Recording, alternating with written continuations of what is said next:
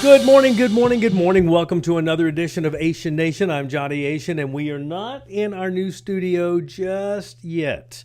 I kind of teased you last week and told you I thought we'd be in our new studio by today, and we are not. One of our key personnel, the wonderfully talented Samantha Morgan, is out of town. She'll be back with us later in the week, and then next Tuesday, 1 week from today, we will be in our brand new studio, our brand new digs, and I'll be glad to give you a little tour of those. Kind of neat. I want to get right to our special guest today. Wayne Douglas Morgan has a resume way too long to do it justice here in just a few seconds, but here are some highlights of our guest today. Born in Eugene, Oregon, Wayne went to the U.S. Naval Academy, served in the U.S. Navy during Desert Storm. His position as security specialist for the Department of the Navy brought him to Louisiana, where he lives in St. Tammany Parish on the North Shore. Among his many accolades, Wayne has been in law enforcement in the Army Corps of Engineers of New Orleans, police officer for the Pearl River Police Department, immigration officer for the U.S. Citizens and Immigration Services, fraud detection and national security officer for the Department of Homeland Security, and is currently an investigator for the U.S. Equal Employment Opportunity Commission in New Orleans. But it is his second career that we're going to talk to him about today. By a freak of luck, Wayne got his break into the movie industry many, many years ago while working security on the set of the movie Dreamer, where he was offered a paid extra position. That started the snowball rolling. He's been in movies like Glory Road, Just My Luck with Lindsay Lohan, Dukes of Hazzard movie. Remember that one way back with Johnny Knoxville? He's also been in the film 1959. He's also been the bodyguard, and you'll see why in a minute. 350 pounds, 6 foot tall, very imposing man.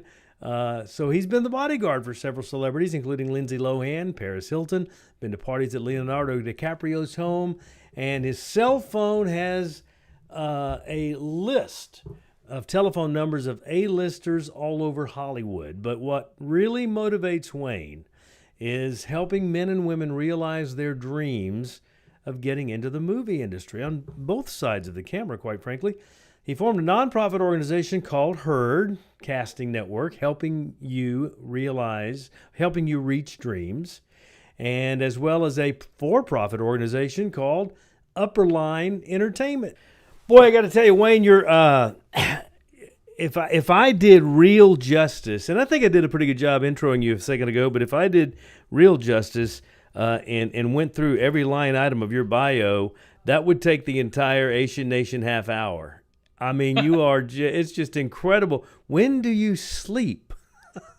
Whenever I can. I sleep sitting up sometimes. My words. Well, how long have you been in Louisiana, by the way? I've been here since 2002. Oh, that's not bad. So you're kind of a transplanted Cajun now, I think, right? Absolutely. born and raised up in Oregon, I think is what I read somewhere, right? Eugene, That's Oregon, correct. maybe? Yes, sir. Home of the Ducks.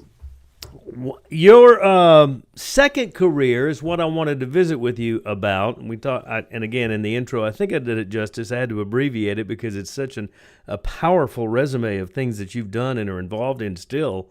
But the second career, if you will, is what I'm intrigued about. Helping you reach dreams, your casting network that you've nicknamed H.U.R.D, and Yep. I love that. Tell me a Yeah. little about how that came to be, and then we're going to get into a little of how we can benefit from that here in South Louisiana. Okay. Well, basically, in 2003, I believe it was, the movie Dreamer was coming here to Louisiana. And it starred Dakota Fanning and Kurt Russell. And so they had an audition down the street from my house at the Casting Center. I live in Mandeville, Louisiana. And so we went to the Casting Center, and I'm a 6 foot, 350-pound big guy. And I usually wear black. Today I'm wearing white, believe it or not. But I usually wear black, look like a mobster.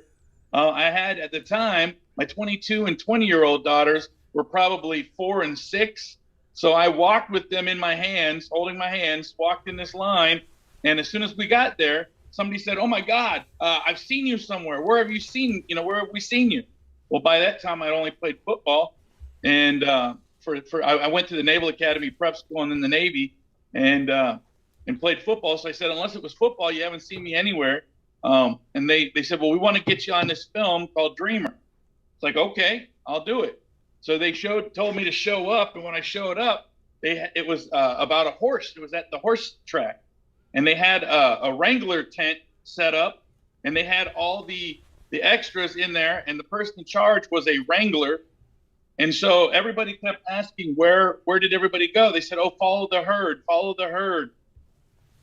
Everybody kept running around asking, "How did you get into this film? What's the next film? What's going on?" I started handing out my telephone number and I said, "If you hear of a movie, call me. And then what's your email address?" By the end of the day, I had 500 email addresses, and a guy named Mike Cotterman, a drummer here locally, me and him together started the H.U.R.D, Helping You Reach Dreams Casting Network. And by the end of the day, I went home and made a business card that has the cow color, black and white, and had my picture on it because I got sick and tired of giving out people my number. I just put it on the card and said, "Here it is." And then people started calling me instantly, and I would send out these emails once a week with all the information, and hence the H.U.R.D Casting Network started up. That is just amazing. Now you've also been in. You're a member of SAG, the Screen Actors Guild. You've also Correct. been in Glory Road, a movie with Lindsay Lohan called Just My Luck. The Dukes of Hazzard, the movie with Jessica Simpson and Seann William Scott and Johnny Knoxville, things like that. Obviously, you look at that. There's your SAG card right there. And Yes. you know John Schneider pretty well, I would imagine, being over in the North Shore area. Absolutely. I actually bodyguard for him every year during Bo's Extravaganza. 3 years running. I've been there 4 years in a row. You escorted Lindsay Lohan to a party at Leonardo DiCaprio's house. I mean, my words, you're just hanging with some of the A-listers over there, and then you yourself doing acting on your own. So, Absolutely. I got actually, we were doing the set of Dreamer. He was doing the set, not Dreamer, Just My Luck. And that starred Lindsay Lohan. And when I was there, I made friends with her bodyguard, Doc Newman. And me and him, he knew that I was a law enforcement guy. So we started talking. And then his mom got in a car wreck in Los Angeles. He said, "Hey, look, if I take over or if I get all the paperwork for you, will you take over bodyguarding her for a week or two?" He said, "Sure." That week or two lasted the rest of the movie. And then 5 years later, I've been doing it. Every time we go to France or Disney World or something like that, I was bodyguarding Lindsay, and I've even bodyguarded Paris Hilton. So it's kind of word of mouth. And I got fortunate to be at the right place at the right time with the right people. you're a pretty big, intimidating guy. I mean, at 6 foot 350, and when you dress in black, especially. Is there Yeah. anything or anyone that you've worked with, or that you haven't worked with, that you think you might be intimidated by? Right now, probably The Rock. I met him in France, and we got to hang out. And I worked there in France. But he's a nice guy. I mean, it's funny because these guys are all nice, but if I had to work with them, I'd be intimidated because he's really hot right now for the film industry. So he's doing his thing. So shout out to The Rock. You are an incredible motivational speaker, and you're very, very charismatic. I can already, just from our phone conversations this week. What are you doing to help young people get into the industry? What would be some of the advice you would give them? I mean, Hollywood South down here, you were involved in the beginning of that and still are. So what would you do with, say, to some of the actors and actresses on a local level that are trying to make it into the industry? That's a tough industry to get into. Absolutely. You have to set your mind to it and go for it. Don't have a backup plan. I was working for the federal government when I was doing this, and I got involved, and I had 4 kids, and I chose to go for it full speed. And now I'm getting ready to retire with my federal career and work on the films, full time. But networking is the big thing. You got to network.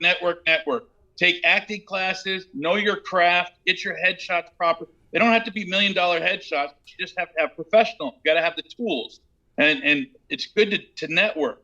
And we have the meet and greets, the Louisiana North Shore Film Industry Liaison, the Louisiana North Shore Film Alliance. We have the meet and greets the second Tuesday of every month. And in fact, this month is going to be May 11th at the Creole Tomato in Mandeville.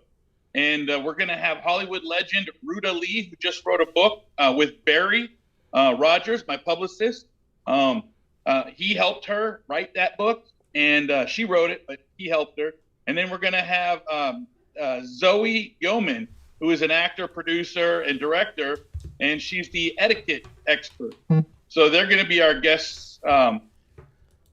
Their guests this coming up Tuesday. Boy, I'm dating myself, but Ruta Lee, she's one of those golden age of Hollywood icons that a dying breed. Yep. I think if I remember correctly, she was best friends with Debbie Reynolds.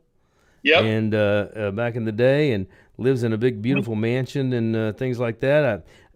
Remind me, was she on the? She was on the Andy Griffith Show a lot of times too. Yep. She's friends with Dean Martin, all the Brat Pack back in the day. There's pictures of her with Clint Eastwood, which I love Clint Eastwood. So that is, I'm very lucky that Barry got her on board with us. So it's very exciting. Barry's a great guy. So, and Ruta Lee just wrote a book, by the way, Consider Your Ass Kissed. I don't know if I can say that on here, but that's the name of the book. So make sure you guys go out and get it. Because have you had a chance to thumb through that? I love that title. Yeah. Well, see, back in Hollywood back then is way different than Hollywood now. And Ruta Lee has been a mainstay in Hollywood from then till now. So she's seen the old, she's seen the old and the new, and she tells it like it is. So that is a good book for anybody that loves Hollywood, anybody that loves movies, anybody that loves film, and just hearing stories that are amazing. But how has Hollywood changed? You mentioned that she was there and seen the good, bad, and ugly. Is today's Hollywood better than back then? Worse? It just is. It's no better or worse. It's just different. How would you? Because I look at the golden age of television and film back in the Rat Pack and Dean Martin and the Celebrity Roasts and all of those, and I don't see people today that I would put in the same category as those guys. Right. They seem to be more of living legends just because they were back there. But what I've found is that, for example, an actor would get contracted to a studio, and then they would do all the studio films for that studio, and they wouldn't cross over. And then back then, even on TV shows, but then they had the Contest of the Stars or something, where ABC would stars would do sporting events against NBC stars. Well, now you don't do that. You do it per movie. So you might have one person, one actor, like a Tom Hanks, for example, working on one film for one company, and then next week working for another film. there's a lot more independent films nowadays as well. Back then, if it was to be on the movie theater, it was one of the big productions, big studios. I do think that there's been a lot of changes, and this is getting out there on there's more diversity in film now than back then. Back then they'd have Caucasian actors playing, Indians and black actors on TV that looked nothing like that. And now they actually are striving to be more inclusive to the Native Americans playing actual roles and African American getting in the roles that. But what I'd like to see is I'd like to see almost role reversals, because they keep making. Growing up in Oregon, we didn't have very many African Americans, and so my first exposure, we had one black family at my high school, and I didn't get exposed to African Americans until I was at the Naval Academy, or in the Navy rather. And what they always did is all the African Americans were portraying, gangsters and stuff like that. And I don't think that's a true representative. That's Hollywood's impression of how it is. And if you've seen Hollywood making a film from LA about how Louisiana people are, that's not how we are either. So it's great to, I guess, play characterisms, but I'd like to start seeing real roles where African Americans are the Bruce Willis Die Hard. You know what I'm saying? Because it goes both ways. There's heroes in the military that are African American, that are Native American. There's a book that I got that lists all the Medal of Honor winners, and there's not just Caucasians. So I'd like to see diverse women. I'd like to see women in film. That's a big one, the whole Me Too movement. And I don't want to really get that political here, but what I'd like to see is the change where we're more inclusive, where we include people. There's a lady that is in our group, our meetup group, that has her hand removed, and she's been playing big films, and she's truly an amputee, and she's winning awards. So she's doing awesome. Who are the up-and-coming stars today that would be eventually be the equivalent of like the Sammy Davis Juniors or the Dean Martins or those kind of people? I can't find anybody today, and there's some great young actors and actresses. All that stuff. Brad Pitt, George Clooney. They're as close to this Brat Pack as I can imagine nowadays. They work together. They have, women surrounding them that work with them, just like the Brat Pack of the old days. I'd almost say that they're the new Brat Pack if I had to pick one. But again, I don't think anybody can replace the old Brat Pack. Getting back to some of the things you're involved in, tell me about Upper Line Entertainment. You've got your own production company now, and I was told to ask you about a movie called 1959. Is that Is that one of your productions that you might be revitalizing, and what is that about? 1959. Well, me and my business partner, entertainment attorney Murray Roth, got together. We were on the set of Glory Road together, and we met, and we both wanted to make films, and we'd been helping other people make films, but we got together and created Upper Line Entertainment so we could make our own movies. And so we got Eric Roberts in there, and David Martinez from he was in X-Men and Miami Vice. We just got a lot of different people, and we shot it on the weekends so we could facilitate people working, and we stuck with it. It was our first film together, and we said, whatever happens, we're going to do it. And so we started doing it, and it took 3 years to do on the weekends. We finally finished, and it's really neat because if you ever watch Pitch Perfect, Wes Lagarde was one of our actors, and because he had the greaser, it was a 1950s Alfred Hitchcock style sci-fi film, or not really a sci-fi, but kind of a mental horror. It wasn't really a horror, but it was inside your head horror. And so Wes started working on Pitch Perfect and got a role as one of the leading actors. But because he had already committed to us, he had the greaser hair. So in his movie, if you watch it, he's one of the main guys, and he has the baseball cap on, a different baseball cap each scene he's on, so he can hide the 50s hairstyle up underneath because he was filming our movie. Who wrote it? 1959. Jim Jackson was written. Jim Jackson wrote Scream Team was the name of the movie. Then we called it Jerome High's Scream Team. And then finally we settled on 1959 because it was it's a year that it was filming. So when we had it on like iTunes and Amazon, it would be at the very front of the search pile, so you'd have to go all the way to the end to find it. But it was awesome. It was a great film. If you haven't seen it, it's still out there on iTunes and I think Amazon. What was your role in Dukes of Hazzard, the movie? And what was your experience like working with people like Crazy Boy Johnny Knoxville and them? Yep. I played prisoner number 2, believe it or not. And I was in a jail scene with sitting next to Seann William Scott and Johnny Knoxville. And Burt Reynolds, the iconic Burt Reynolds, was outside the jail talking to them. And then Thomas Hyde was harassing Burt. Every time he go to talk, Thomas Hyde's character would interrupt them. And then at one point, he says, I got $100 for whoever knocks this loudmouth son of a gun out.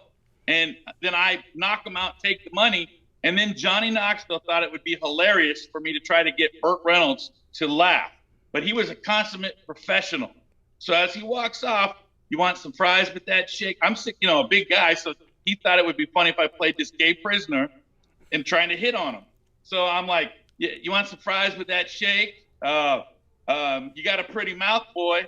And because that was from his movie Deliverance. And when I said that, he started cracking up. But up until then, he didn't crack up for nothing. And then what went in the movie is, don't you know you're not supposed to wear white after Labor Day? And I did it in such a way that it was funny because I just knocked this guy out. And then, hey, how's it going?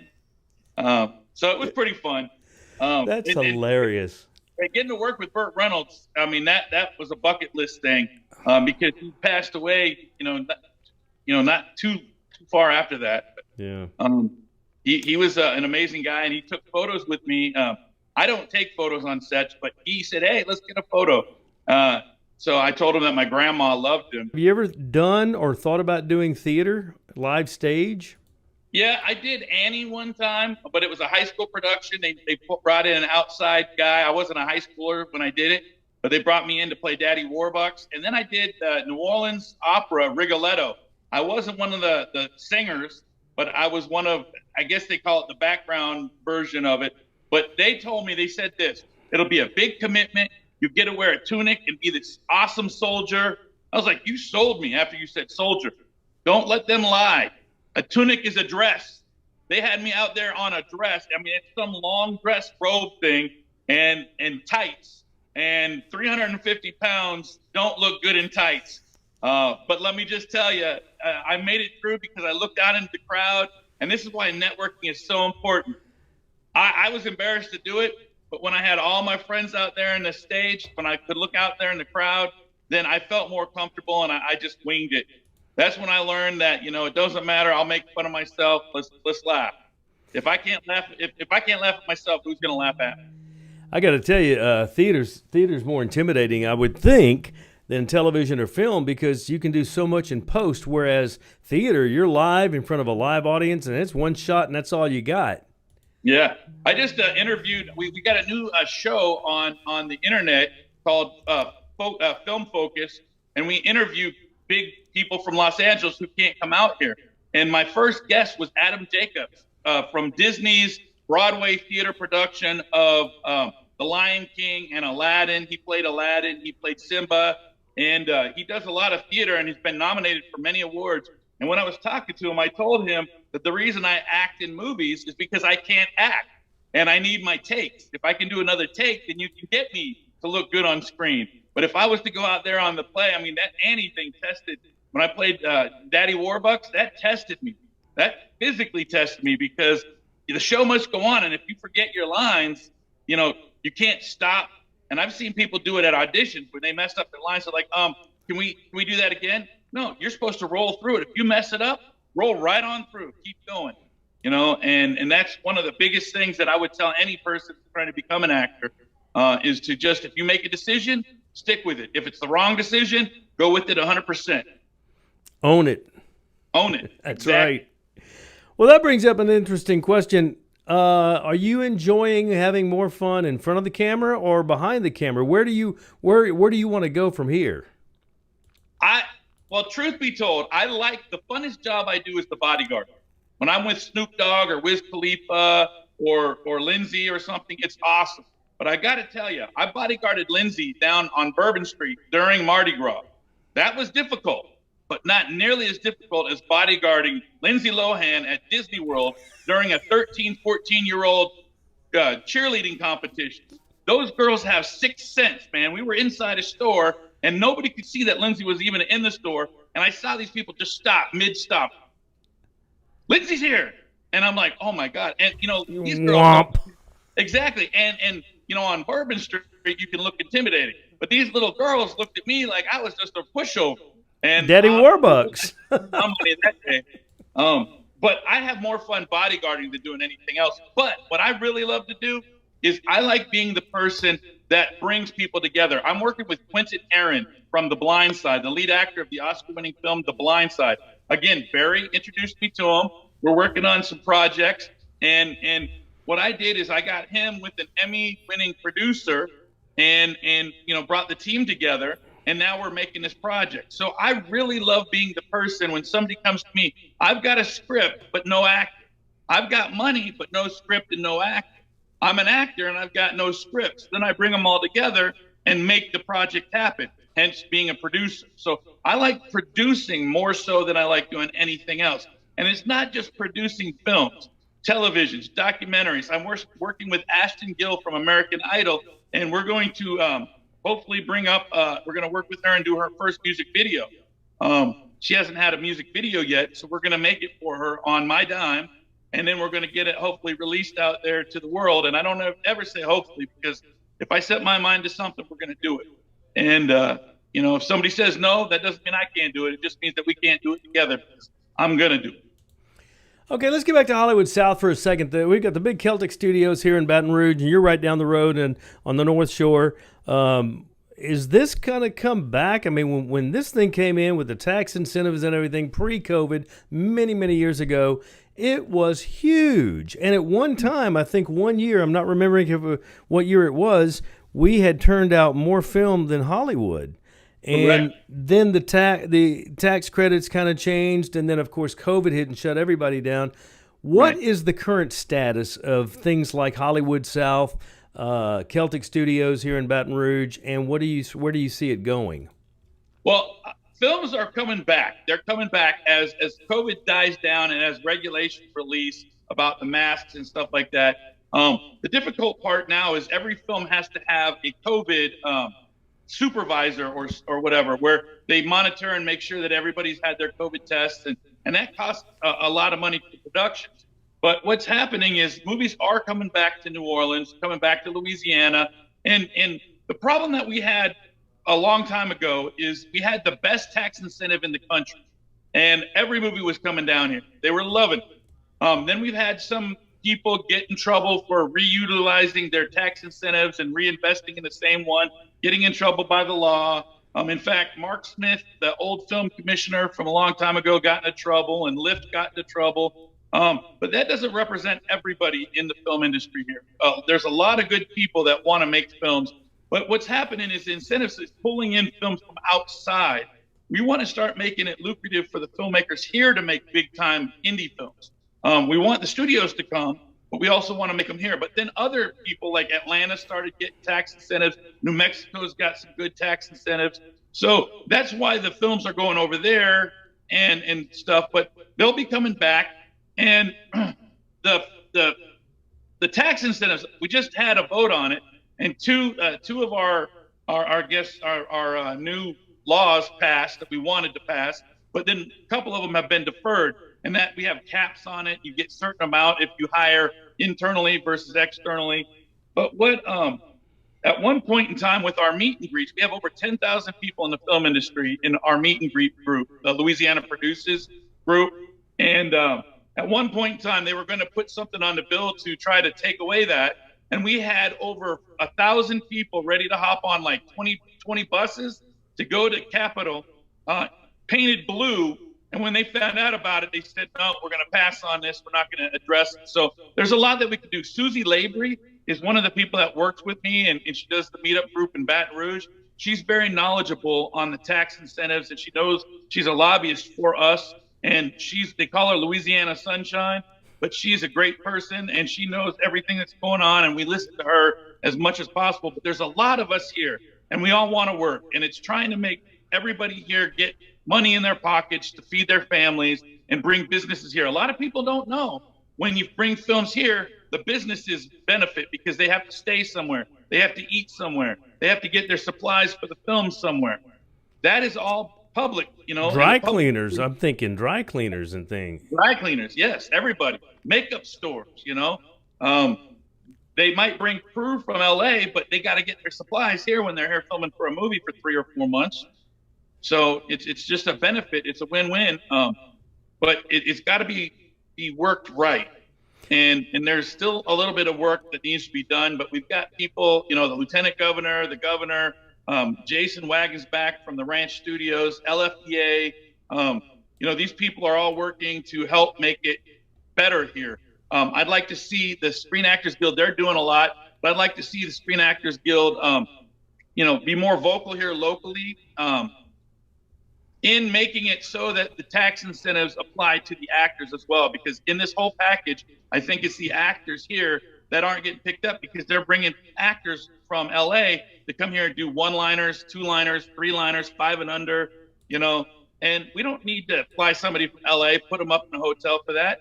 You can just hire one of our local people here. And if we can somehow get SAG to work a deal in the tax incentives that if you film 5 or below, or even, you know, minor roles, you hire local actors, because it'll save the production bundles. You know, they don't have to pay. You've got fantastic. I've been here since 1979. I'm originally from the Houston area, but I'm a huge fan of the arts and have done a lot of volunteer work behind the scenes at little theaters and things like that. And I've seen little hometown theater in cities like Phoenix and some different places, and I swear to goodness, I've never seen the quality of talent at a local level on these hometown theaters. Ray Gaspard, I don't know if you know Ray Gaspard, but he came out of the local theater scene and is a SAG Screen Actors Guild actor as well. And he had a part recently in I think it was NCIS New Orleans.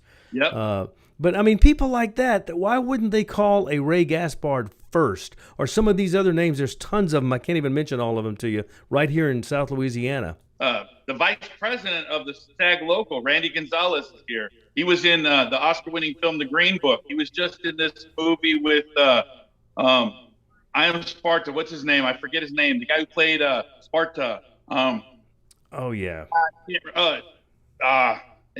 It left me, but it was about the rock, the debris coming in and landing, and I forget the name of the movie, but I went and saw it, and Randy was in that. We have so many. Laura Cayue, she lives here locally. John Goodman lives here locally. Lance Nichols lives here locally. Randy Austin. There's so many people that have been working in the film industry. Richie Montgomery, you know, he lives in Mississippi. Now, the neat thing about Richie is he's the only person that was in the Dukes of Hazzard series and the Dukes of Hazzard movie. And right. And Richie is a great guy. I loved him when he had his beard, but he shaved that beard off. But you know, there's so many people that I can't name them all right now. I just did a movie with Dane Rhodes. It was a John Schneider film. It was called Poker Run. And me and Dane had this scene where me and him were fighting. And Dane, you know, we did Deja Vu years ago with Denzel Washington. I was in it, and he was in it. You know, I mean, so it's like you have a family group of people here, and they're more than capable of being in movies. You know, but for some reason, Los Angeles just doesn't know that, and we need to change that. Is it a competition thing between Hollywood South and Hollywood? I don't think it's a competition, because there's enough work for everybody to go around. What I think it is that we're doing the best that we can to show the world what we know we can do. And we know that we can represent oceans, we can represent hills and valleys. And one thing that was a negative that we went through a while back is the tax incentives get voted on by the state of Louisiana. And that's the whole state. And a lot of different locations, we're not getting any movies that are like, why do I want to vote for this tax incentive? Because it's not affecting my area. So when people said Louisiana, a lot of times they really were saying New Orleans. But you can film a movie in Shreveport, Lafayette, Monroe, Alexandria. I mean, there's all sorts of places that you can and should film movies. If we want to truly bring a lot of film here to Louisiana, we have to spread it out and let them know what we can do throughout the state, not just in New Orleans, because we got to get everybody else, all the other representatives, to vote yes for it as well. And in order for them to do it, they have to get a piece of the action. And that's where your lobbyist comes in, I would think, because we're in a legislative session right now, as a matter of fact. Absolutely. Because again, people in Los Angeles have this mentality that it's competition. They'll tell somebody, hey, did you hear that the audition tomorrow was changed and you're supposed to wear a rose-colored dress instead of jeans and a T-shirt? They'll do that. But here, there's enough work to go around that I love working with these people on different projects. And I want to see everybody here do good. That's why we have these meet and greets. We bring like-minded, talented individuals together so we can create here locally. We can educate, we can create, we can discuss. Many projects have come out of these meet and greets. So if you want to get in the film industry and you haven't even thought about it before, come to one of these meet and greets. Again, May 11th, 7 to 10 in Mandeville. And come network, bring your resume, your business card. If you have money and you want to invest, come talk to us. If you're a business and you want to get your supplies, come talk to us. So this tonight, what time and where? Can you give us the location and again? It's Creole Tomato in Mandeville on Tuesday, May 11th from 7 p.m. to 10 p.m. It is kids friendly. They have drinks and food available. So if you're like, well, I can't make it because that's dinner time, bring your kids, come have dinner. You know, we have 2 guest speakers, and then we have networking with a bunch of producers. You never know who's going to be there. There's always actors, stunt people, producers. You know, and tonight you're going to have, because this airs on Tuesday, the 11th. Tonight you're going to have Hollywood royalty there. Oh yeah, absolutely. Ruta Lee. Can you believe that? Special guest Ruta Lee, Hollywood legend. And then we're also having Zoe Yeoman, the etiquette expert and movie producer and director and actor. So what do we get out of these meet and greets? Are you guys going to give people ABC some specific information on how they can be prepared for the audition? I mean, obviously they're coming. You don't know a thing about their abilities at all, and we always say, like in television, yeah, you can have a resume as long as the world, but what that really counts is what's coming out of that little box. You know, what is your raw talent coming out of that little box? And you have people with a master's degree in journalism that are working at Circle K, for instance, with the television. So what are we going to get to tonight out in Mandeville? Well, when you come to Mandeville, you're going to come and meet other people that are making movies. The first question that I asked at the beginning is, who here is directly responsible for getting people work on a film?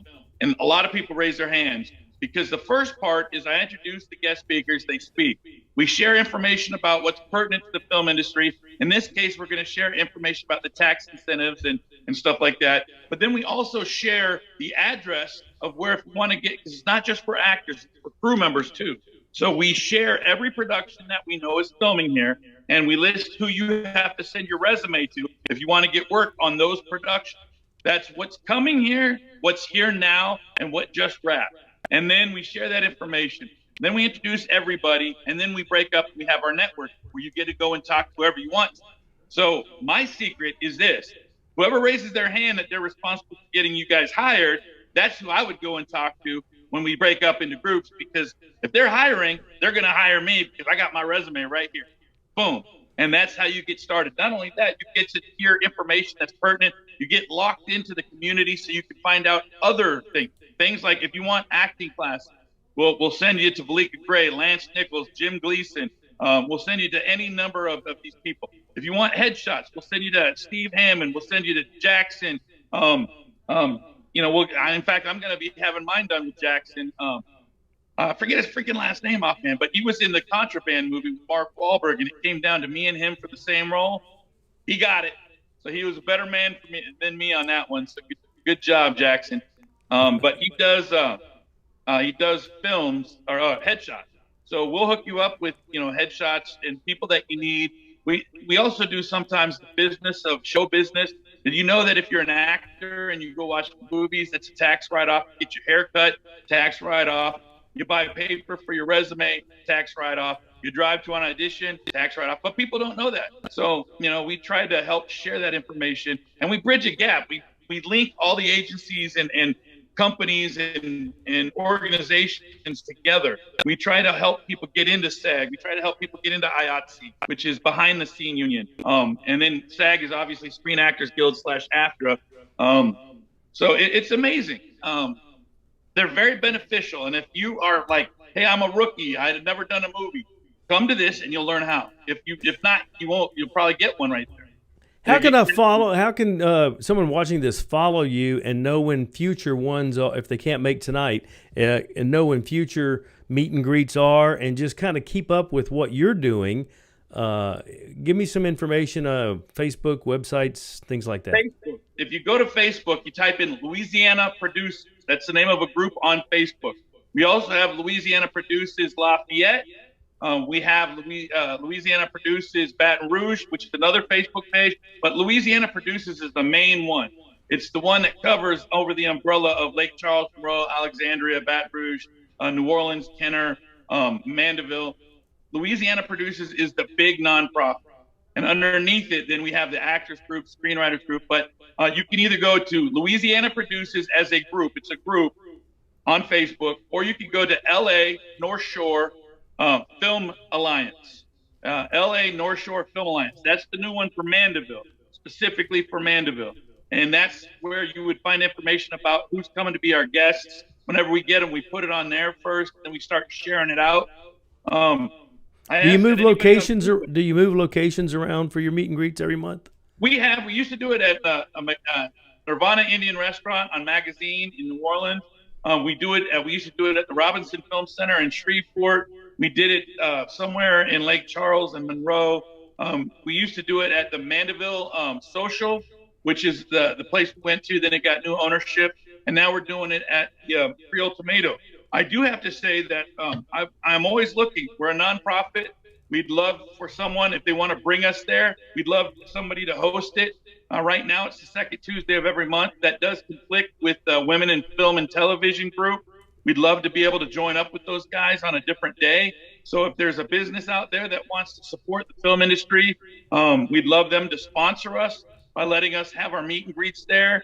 They would sell their drinks and food if they're a restaurant, whatever, but we don't want to require that people who show up eat. And I will never charge money for this. This is all out of the nonprofit goodness of my heart, because I like to share with other people. So we don't charge. It is kid friendly, all these meet and greets, and it's a perfect place to get plugged into the film industry. It's kind of like the advanced or the entry level course that you go to, and then from there you meet other people, and you can get hooked up with the writers group, the actors group, the stunt group, the producers group. But the ideal that we were trying to do with this thing overall was to get films being pre-production, prepped, ready to go, while we're filming one production, and then while we have one in post-production. So then when we rotate them, so we're all working with the same people over and over, and we want to do a lot of training. We want to start working with the jails to have people getting out of the jails, get trained to come work with the film. We want to help the inner city kids that, think that they don't have a future. We want to have them come and train, shadow us. We'll put them with one of our, like if they want to be a cinematographer, we'll put them with our camera operator, cinematographer, and they can shadow that person for the entire film. So they'll learn what's going on. So there's a lot of benefits. And I'm also open up to ideas. So if anybody has an idea out there and wants to make that happen, come and see me. I'm the guy that will take it. We'll get the team involved that we need, and we'll make it happen. That is awesome. Now, can we also get information on helping you reach dreams? H.U.R.D on Facebook?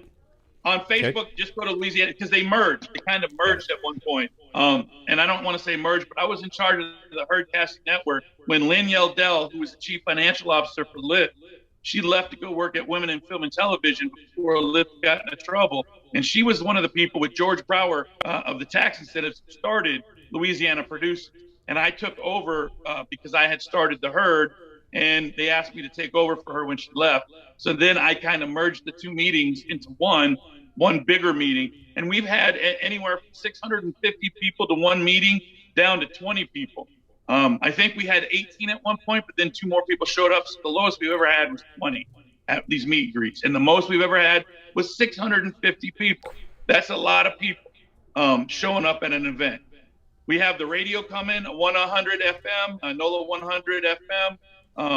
They come and they record us. We might be trying to switch out to go to maybe John Snyder Studios, to do these meet and greets, but we're also doing a film expo that we're going to be doing, bringing in people from LA, bringing like Netflix in to have a little lecture about how you can get your film funded or how you can get distribution through Netflix. I want to bring these things, and these are all ideas that we have. So I'd like to make it kind of a think tank and an action group. One thing that we did one year was we went to an old folks home because they wrote into us and said that they were bored and they weren't, it was just a sad thing. So what they did was we asked them all to write a one-page story about a dream or a memory that they had. And then we went through and picked it. I had Lance Nichols direct one, Valika Gray direct one, and she was on Young and Restless and stuff. Lance Nichols, one of the biggest actors around here, has been in every movie and every TV show that there is. But then we had another director, and I can't remember who it was, but we picked those three. We did the red carpet, we put them up front.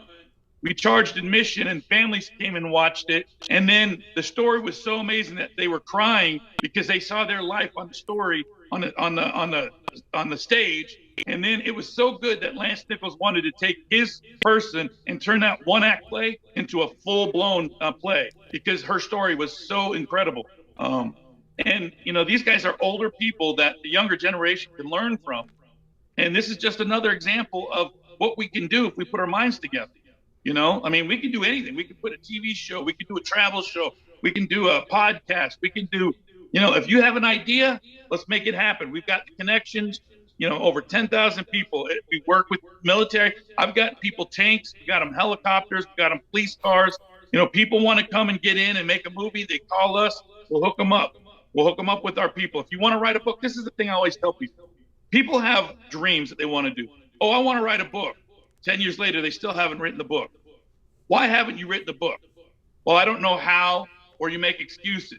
But if you truly want to write that book, you come to us. I'll hook you up with someone who's already written a book, and we'll make that obstacle, overcome it. We help you overcome your obstacles, and we help you reach your dreams. That's my goal in life. Help as many people reach their dreams as possible. Wow. What a great note to end on. Wayne Douglas Morgan, you are inspirational. You're awesome. Good luck tonight with the meet and greet. I'm in the North Shore a couple of times a month, so I'm going to definitely give you a buzz and grab you for coffee. You're so busy, it's going to be hard to do that, but I'm going to definitely try to lock you down for a quick hello once in a while. So you and I'll stay in touch. Absolutely. Thank you for having me on the show. And again, I want to tell anybody out there, I'm here to help you. I believe in you. And the only person that can stop you from doing what you want to do in life is you. That's it. Thank you so much, Wayne. Wow, unbelievable. What a great guest. And hopefully you can take advantage of some of what he has to offer absolutely free with H.U.R.D. helping you reach dreams. That'll do it for another edition of Asian Nation. I'll see you tomorrow morning bright and early right here on WAFB 9 News this morning and back here on WAFB Plus 1 week from today. Until then, have a fantastic Tuesday. Stay dry. Lights on when wipers are on. That's our law.